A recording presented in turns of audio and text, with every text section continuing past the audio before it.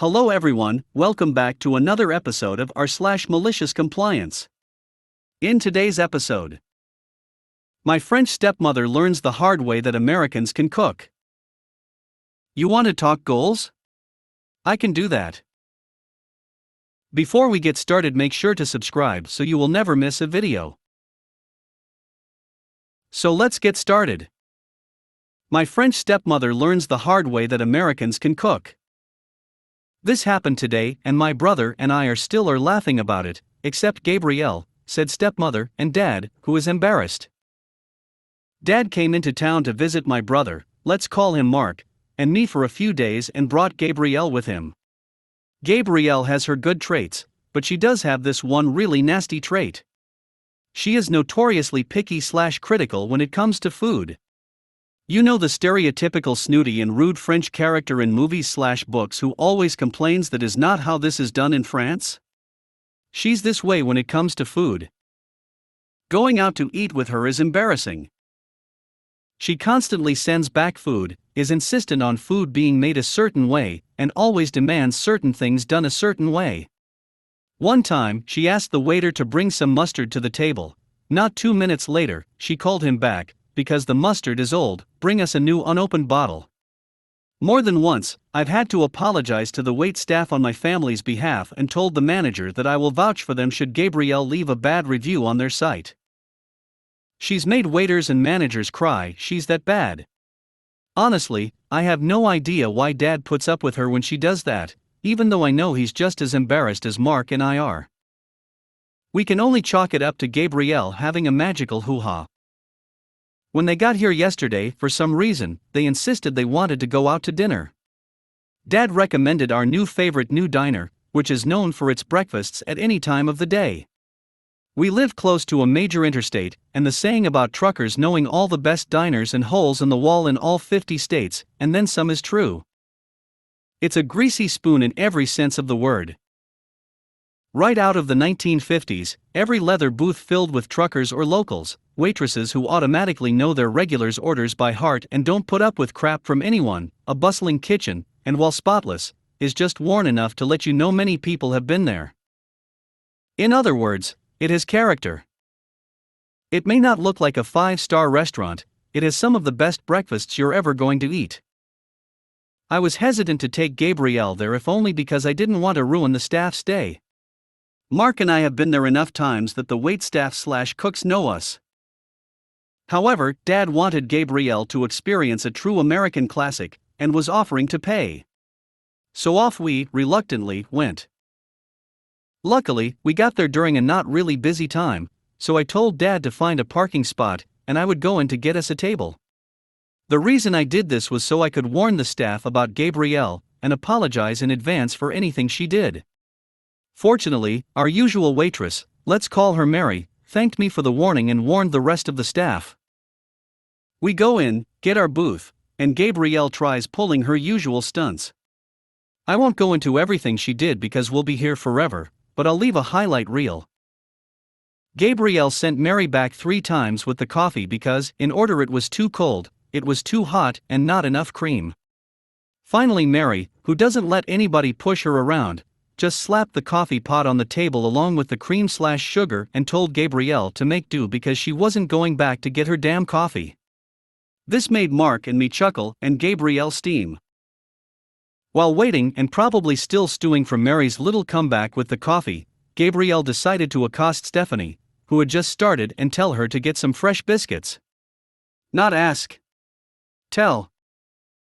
Poor Stephanie, who is understandably anxious about her job, does as told, and then Gabrielle made a fuss about the packets of butter not being soft enough, despite Stephanie explaining that all the butter was kept cold for safety reasons. Gabrielle made a snide remark about how Stephanie couldn't wait 5 extra minutes to let the butter soften, which made Stephanie tear up and me about ready to tell Gabrielle to go f***ck a French chef if food was that important to her. When our meals did arrive, Gabrielle was quiet during the meal, not making comments. I was unsure what was going to happen as a result. Either she really liked it, which I doubted, seeing as I've never seen her compliment anyone's cooking whenever we've gone out, or she was planning some nasty barb, which I feared. When Mary dropped off the bill, Gabrielle took it before Dad could and said she was paying. Because I was sitting next to her, Gabrielle left a big fat zero in the tip line, and left a note about it's cute that American chefs think they're good cooks when they've never stepped in a real kitchen before. Prove me wrong. Before closing the little book, the receipt came in and hiding it so nobody else could see what she wrote. I was pissed when I read that note and was about ready to slap Gabrielle. I know the chefs/servers who work at this particular diner learned their skills on the job, and, if you ask me, they have every right to be as proud of their work as someone who went to culinary school would be. While I'm looking at going to culinary school myself to become a pastry chef, I respect people who've learned by working in kitchens/on the floor because they have first-hand experience. I took out $100 using the ATM at the diner and gave it to the staff as a tip along with an apology for her behavior, embarrassed and angry. Fortunately, they didn't hold it against us, except Gabrielle, and told me that Mark and I were always welcome back. I also decided I was going to get back at Gabrielle. There was a benefit to this lockdown. During this time, bored out of our wits and wanting to better our skills, Mark and I have been binge-watching recipe and cooking how-to videos online along with practicing. And while I don't like bragging, I'd say we've become quite good. We know how to smoke our own bacon, cure corned beef, make creamy scrambled eggs, and bake flaky croissants, and that's just a sampling. When we got home, I told Mark my plan and he was grinning ear to ear. The next day, while Gabrielle and Dad still slept, Mark and I got up early and got right to work. We prepared scrambled eggs, home-cured/smoked bacon, biscuits, and a fruit salad. Dad woke up early and smelled the breakfast, waking up Gabrielle by saying that the kids were making breakfast. Dad came downstairs first and Mark asked him to set the table. Gabrielle came down as we were finishing up and she sits down, not offering to help. While Gabrielle commented about how it smells just like a restaurant she went to in France and couldn't wait to taste everything, Mark and I served Dad in our plates before putting everything back. Gabrielle looked at us, confused. I looked at her. "Oh, I thought you were going to a French cafe for breakfast," I said. "You did write on the receipt at the diner that you thought it was cute Americans think they're good cooks if they haven't set foot in a real kitchen, and you wanted someone to prove you wrong." Dad looked at Gabrielle, his eyes wide as all the color drained from Gabrielle's face. "You wrote what?" "Well, hop to it," I said, sitting down. "Enjoy your French breakfast with your French chefs." Gabrielle's face reddened before she left. I don't know if she was embarrassed or angry, but we were able to have a nice breakfast without any of Gabrielle's complaining. She did come back after getting breakfast and has been nice and quiet all day. Hopefully she's learned her lesson and Dad grows a backbone. Update: January 27, 21, RIP my inbox. Holy smokes. I'm glad most of you enjoyed my story and had their own stories to tell about Gabrielle's and their lives. I'm so sorry you have to deal with people like her as well. They really are the worst and give both good French and step-parents a bad lesson. Dad and Gabrielle were supposed to stay with us for a few days before I returned to work next week. All four of us got sick with the bug at one point or another during the last 6 months and have remained symptom-free, thank goodness, so no need for us to quarantine once they arrived. They left this morning, but not before they had a vicious argument last night after my brother and I went to bed. And when I say vicious, I mean it was so loud we could hear every word. Thank God the neighbors couldn't hear, otherwise we might have had the cops called on us. Dad chewed Gabrielle out on what she wrote on the receipt and reminded her that she had promised him she'd be on her best behavior. After all, this restaurant was special to not just Mark and me but Dad as well. Gabrielle defended her actions, saying that it was not what she likes, etc.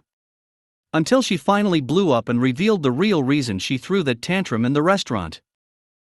It turned out Dad was planning on surprising Gabrielle on a trip to one of the best restaurants in town to celebrate the anniversary of their first date, which was yesterday. She had found the reservations by accident and thought they were going to it the night they arrived when he was planning on taking her tomorrow to make it a real surprise. So us going to the Greasy Spoon instead of the super nice expensive restaurant really upset her, and she thought he was catering to his kids instead of her. The argument finally ended when Dad took to the couch downstairs, fed up with her BS. So they left this morning. Dad did tell me before they left that he was going to have a serious talk with Gabrielle about her behavior, and that until she learned her manners, he was not going to take her out anymore, even to our place. Hopefully that will be either the wake-up call to Gabrielle to behave, or to Dad that he should get out.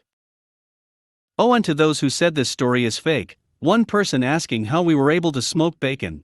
For your info, we have a pellet grill/smoker, and we constantly are curing and smoking bacon because it's so good. Don't you guys have anything better to do? You want to talk goals? I can do that. Don't worry, MC comes at the end, but you have to know what led to it. It's worth the read. I worked in sales back during the Great Recession. During that time there were a ton of people looking for jobs and very few jobs to be had. Therefore, employers like mine often saw employees as expendable. Our shop was visited bi-weekly by the corporate officers. They would hold sales data meetings that showed comparisons between how each salesperson did. Not only was this super embarrassing for those who were struggling to get sales during the recession, but you could almost always predict who was getting canned that day by corporate. The store itself was run by some pretty cool people, but they too were under a lot of pressure to perform. We didn't get commission until we justified our minimum wage paycheck. If you didn't justify your paycheck, you had to be prepared for that private meeting with the corporate rep to get fired. Your justification was based on the commission rate of the item, so for example, if you sold a $700 item and it paid $14 commission, you just justified $14 of your pay. This, understandably, put the employees on edge and created a desperate and cutthroat environment. Oftentimes you would be seconds from closing a sale and another salesperson would claim you poached their client. I sold them this $1 accessory 2 weeks ago, therefore this $400 item is my sale. Sometimes clients would walk out due to the arguments this created. Anyway, I was a relative newbie that year, which worked in my favor. I didn't have existing bad blood with the other salespeople, even if they already saw me as competition. So I found a niche in the store, maintained the stock, and waited for the clients to come to me. I knew that clients could smell desperation on my colleagues and would decline help. So by the time they reached me, I just struck up a casual conversation. This worked really well. Most people were willing to work with me because I didn't pressure them to buy, and I asked them about their day. I could tell the difference between browsers and buyers, but I treated both with courtesy. A browser could be a buyer tomorrow. So I started racking up sales this way. I also noticed that the company required each employee to sell 2 service plans a week. These were gravy and pure commission, or, in our case, justification. The problem was most salespeople would wait until closing the sale or ringing up to push these. By then the client was unlikely to be open to add-ons. I tried a different approach. I introduced browsers and buyers to our in-house repair person, who was a stand-up guy. I mentioned that no product was worth buying without the plan, so it was best to factor it in when shopping. This worked extremely well. I started selling 15 to 20 plans a week. This, of course, set off alarm bells with my coworkers. They would see client after client walk out with yellow service slips with my name on it. To them, this would only make the bi-weekly meetings even harder. I completely understood this. Now, here is the thing. Could I have kept all of this for myself? Sure. But the workplace was so toxic, the commission was so minimal, and I felt so bad for these people who were just trying to survive that I started trying to build goodwill. It was the Great Recession after all. When my coworker was in a sales slump or had a bunch of sick days, I would ring some of my sales under them. They were often extremely grateful for this. I also started doing coffee runs for my department even though I was pretty broke.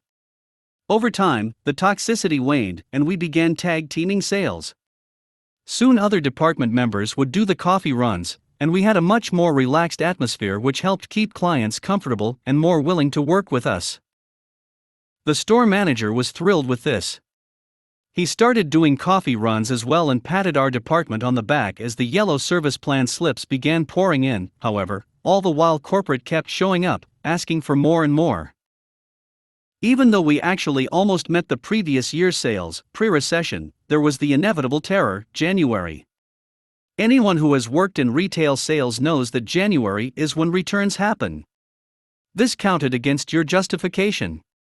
To make matters worse, the economy tightened even more, leading to post-Christmas layoffs in other fields. So a huge wave of Christmas returns created a deluge of negative sales that just about destroyed everyone. Corporate held their first bi-weekly meeting of January and chastised us for not preserving the sales. However, we all knew that people who were coming to us with returns were straight up apologizing because they lost their jobs and every penny counted. Within days, 2 of our department members were canned and replaced with fresh-faced teenagers. Corporate also noted that coffee drinking on shift was unprofessional and that no more drink runs would be permitted.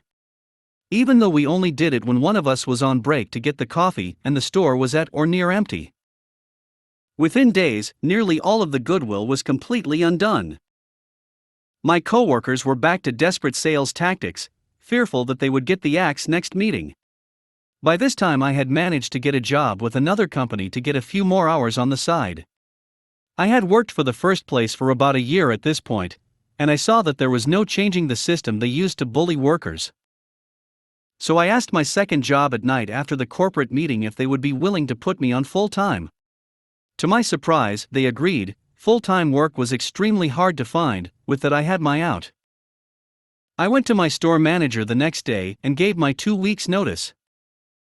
He too was upset with how corporate basically steamrolled us, and he understood why I was leaving. Over the next 2 weeks I gave every single sale to my coworkers, knowing they needed it more than I did. I also divvied up my client list and any unfinished sales to my department members. Finally, this is where MC came in. 2 weeks went by and I was on my last day. It was also the corporate day-to-day. However, I had strategically asked for early enough hours to be able to clock out before the meeting. I hated those things. So I clocked out, handed my badge to the store manager, and began walking to the exit. In comes the corporate big wig. He was early. He stops me and says, "Can I have a word with you in my office?" I shrugged and said sure. Now I was about dead sure he was going to try to lay me off for performance issues. According to my data, I had sold literally nothing in the last 2 weeks, because I had given it all away. However, I was already clocked out on this my last day, so it didn't concern me. He walks me into the reserved office for corporate visitors, yes they had that, and it is just as oppressive as it sounds, and pulls out my file for the previous year. He says you and I need to talk about goals with a giant grin. He walks me through my sales sheets. He notes that service plan sales shot up tenfold since I had arrived. That I was often in the top sales numbers in the store. He enthusiastically started his pitch. Picture this, you become the top regional salesperson. If you could sell 15 more service plans each week, you would beat even the New York branch, which has 4 times the volume. If you sold another $5,000 worth of product, which would be easy for you, you would be our top performer. Oh la la, a gold star. Thanks, coach. He then said, now that's our goals for you, tell me your goals for yourself. Now, when he said goals, he didn't actually mean my goals. He meant, how am I going to up the ante for them? How many service plans or sales numbers did I think I could hit? I, of course, had no interest in that. Would these new goals come with additional pay? I asked. Well, we can't increase your base rate, that's against company policy. However, if you sold 15 more service plans and $5,000 more product, think of the commission you would make. So what are your goals? Enter malicious compliance. My goal is to leave the company. Today. The look on his face went from enthusiasm to surprise to red rage, the kind of face he used at most bi-weekly meetings. You do understand that the job market is terrible right now. If you were to leave today, all of the great work you did for our company over the last year would be for nothing. We would never give you a recommendation, he said, barely containing his voice. This confirmed a few things. Not only was he out of touch that I was already quitting, he had no idea that I wasn't even an employee anymore as of 20 minutes before. I don't wish any ill will here, but you asked me what my goals are. Is it okay if I leave? He says, I will escort you out. So he storms with me toward the exit of the store. He turns to the store manager and demands give me his badge and split any remaining unfinished sales. He doesn't work for us anymore.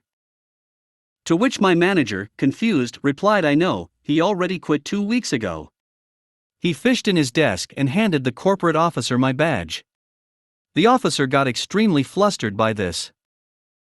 As I started to walk out, he shouted, you need to clock out now.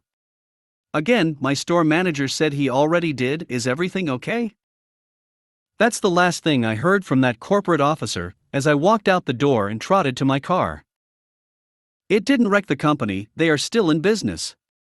Last I checked, not a single member of my team is still left there, and the store manager gave me plenty of good recommendations, though I doubt he is still there either. Either way, it did feel good to hit my goal.